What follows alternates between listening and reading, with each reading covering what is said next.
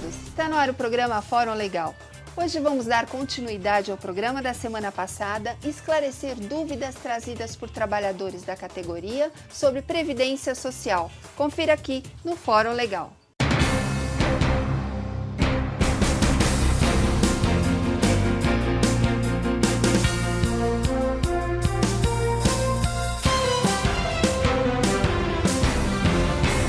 Para falar sobre o assunto, doutora Adriana Sato, especialista em Direito Previdenciário e advogada do Sintoresp.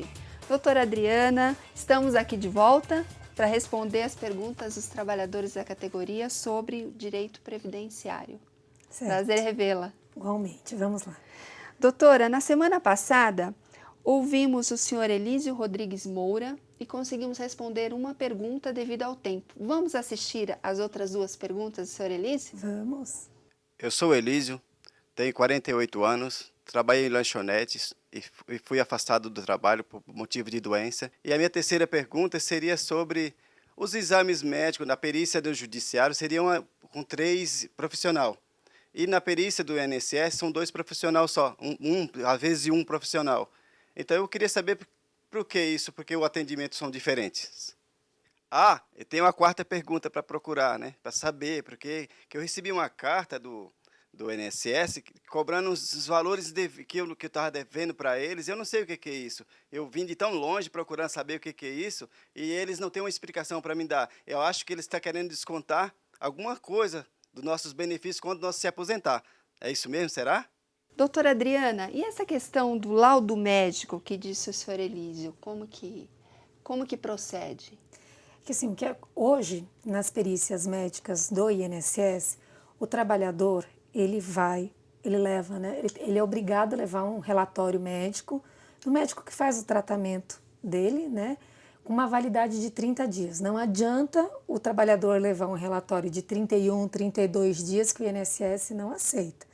Então, esse trabalhador ele vai buscar o relatório ou no SUS, né, onde ele está fazendo tratamento, ou no convênio médico que a empresa fornece, ou até mesmo um convênio particular que ele tem. O problema que nós vemos no dia a dia, na prática, é que o médico do convênio, tanto particular como da empresa, quando ele fornece um relatório, esse relatório nem sempre é visto com bons olhos pelo perito da Previdência Social. Então, assim, o conselho que eu dou para as pessoas que precisam passar em perícia é que, preferencialmente, tenham um relatório do médico do SUS, o que ocorre, assim, que a gente também leva em consideração todos os problemas que nós temos com a saúde hoje no Brasil, né? Então, a dificuldade. Então, por causa da impossibilidade, muitas vezes, da obtenção de um relatório médico, da realização de um tratamento junto ao SUS, então, se esse trabalhador ele se vê obrigado a fazer um tratamento numa rede privada, então que esse trabalhador, além do relatório do médico que está fazendo o tratamento dele, que ele também leve um relatório de um médico do trabalho, porque os 2 relatórios se completam, né, e vão fazer com que o perito do INSS possa ver com melhor olhos, né, o problema de saúde desse trabalhador. Eu já ouvi alguns casos em que um laudo de um convênio médico e um laudo do SUS são diferentes. Isso acontece? Muitas vezes sim. É porque assim, nós temos várias situações em que um médico do SUS descreve de forma muito sucinta o problema de saúde e a condição atual de saúde do trabalhador. E, ao mesmo tempo, nós vemos também relatórios médicos de médicos do SUS que são extremamente detalhistas e que, com certeza, evitam qualquer discussão com relação ao problema de saúde desse trabalhador. Então, assim, a condição do relatório médico, a forma em que ele é aceito pelo perito do INSS, depende exclusivamente da forma em que o médico que está assistindo esse trabalhador, tanto do SUS como do convênio, a forma em que ele descreve a doença e o problema de saúde atual vivido pelo trabalhador. Mas aí não teria que existir um médico especialista para aquela doença do trabalhador? Então, o médico Porque, por exemplo, uma pessoa que tem um problema, que tem que passar por um ortopedista, E aí acaba passando por um clínico geral que, de repente, não entende daquela doença que tem o trabalhador. Isso acontece também. Isso acontece muito nas perícias do INSS, porque o médico que atende o trabalhador que está buscando um benefício previdenciário, nem sempre ele é especialista na área da doença desse trabalhador.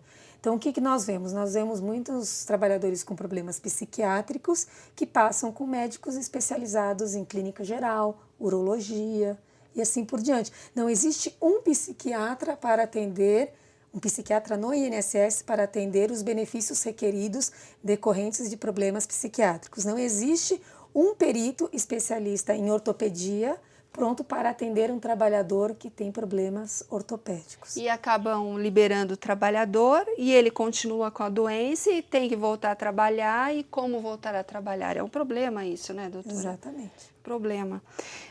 A outra pergunta do senhor Elísio, que fala sobre a perícia na justiça diferente do INSS. É que assim, é isso que nós falamos agora? Exatamente, porque assim, a perícia na justiça, ela é uma perícia especializada. A partir do momento que você ingressa com uma ação, você descreve na petição inicial, que é no pedido inicial da ação, a doença desse trabalhador, que está incapacitando ele para o trabalho. Então, a partir do momento que você faz essa descrição, quando existe a designação de perícia na justiça, essa perícia já é direcionada para um médico especialista na área. Esse médico com certeza tem mais condições de avaliar se esse trabalhador realmente tem um problema de saúde ou não. Então, o trabalhador é preferível recorrer ao judiciário? Hoje, sim.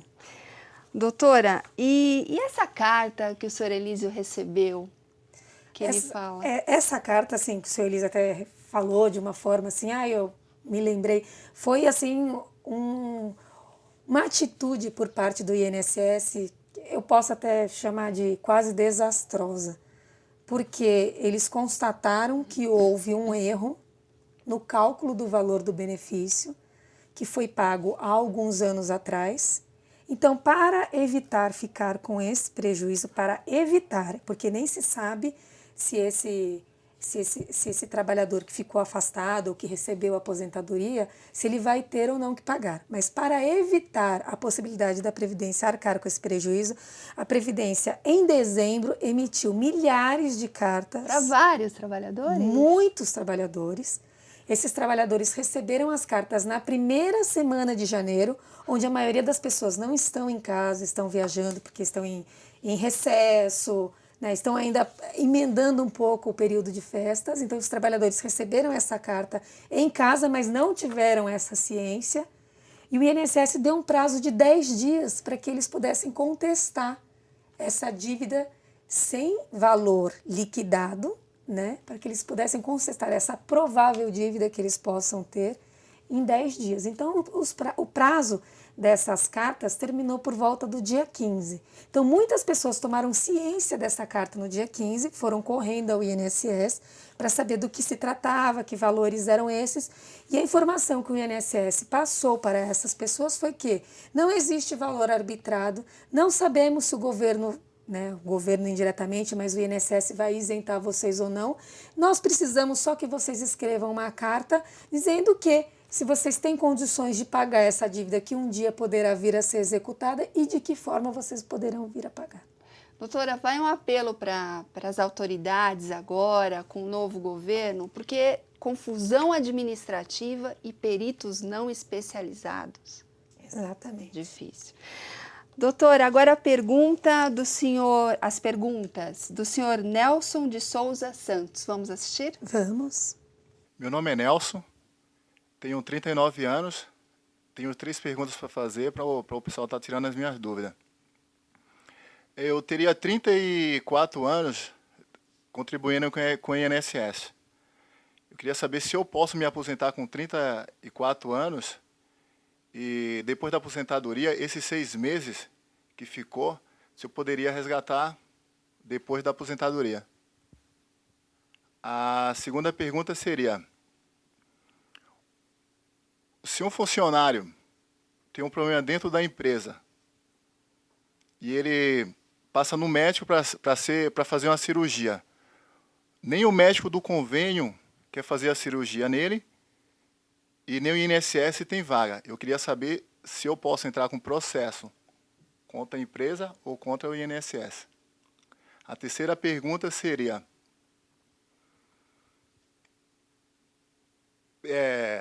nós temos o convênio médico. A nossa empresa só aceita atestado do nosso convênio médico e não aceita o atestado do INSS. Eu queria saber se é certo. Doutora Adriana, as perguntas do senhor Nelson, ele é uma pessoa jovem, ainda tem uma expectativa aí de trabalho pela frente, mas já pensa na aposentadoria. Como fica a situação dele daqui a uns anos? Então, pelo que ele mencionou, né, que assim, a situação que ele colocou seria uma pessoa com 34 anos de contribuição, né, e que tenha requerido a aposentadoria com 60 anos de idade. Então, assim, essa pessoa, ela não está se aposentando de forma integral, de forma proporcional, né, o tempo de contribuição dela é proporcional, e ela também não tem a idade completa para se aposentar por idade.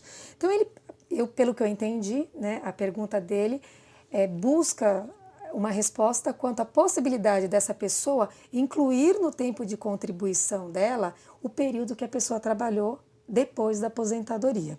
Que o que acontece hoje é o seguinte, os trabalhadores, eles fazem o requerimento da aposentadoria, buscam a aposentadoria como um complemento de salário, mas precisam continuar a trabalhar.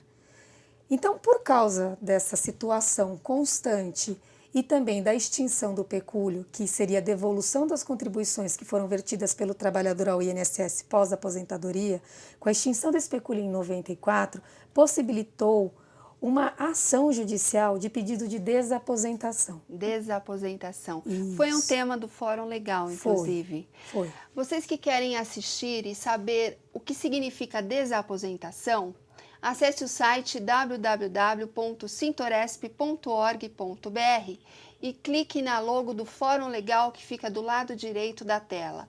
Lá tem todos os temas dos programas Fórum Legal e esse tema é desaposentação. Saiba o que significa, não é, doutora? Se fica mais fácil de entender. Isso, porque daí o que ele pergunta é se esse período trabalhado pós-aposentadoria se pode ser incluído no tempo de contribuição até para aumentar um pouco o valor da aposentadoria. Existe essa possibilidade jurídica, não é uma possibilidade administrativa e nem prevista em lei. Depende de uma ação judicial.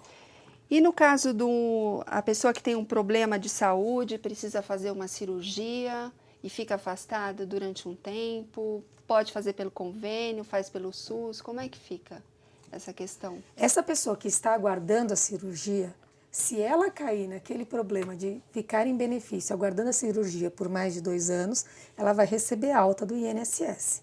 Agora, se essa cirurgia ocorrer dentro do prazo de 2 anos, ela não obtiver sucesso, o INSS pode até aposentar essa pessoa por invalidez. Depende muito da situação que, de fato, pode estar ocorrendo. Não existe uma regra padrão para isso, né? Porque o INSS, como nós já conversamos diversas vezes, né?